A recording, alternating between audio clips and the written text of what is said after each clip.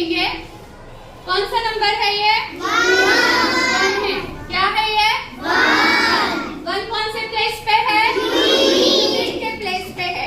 1 क्योंकि यूनिट के प्लेस पे है तो इसकी प्लेस वैल्यू क्या है?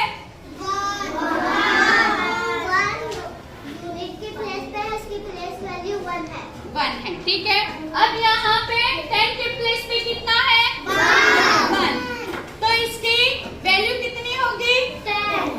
10 होगी। ठीक है। और इसका प्लेस क्या होगा? 10 होगा। प्लेस क्या होगा? 10। अब ये 2 कौन से प्लेस पे है? 1 कौन से प्लेस पे है? 1000 पे। और ये 4 कौन से प्लेस पे है?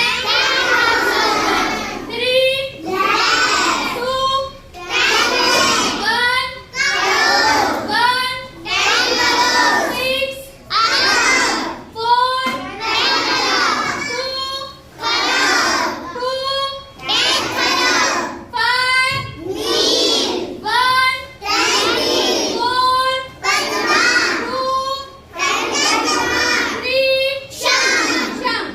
तो ये इस तरह से हमने 18 डिजिट तक हमने नंबर्स रीड करना सीखा है ना? सबको आता है 18 डिजिट तक नंबर रीड करना?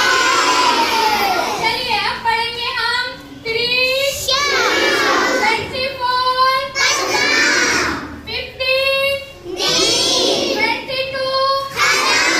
46 11 23 41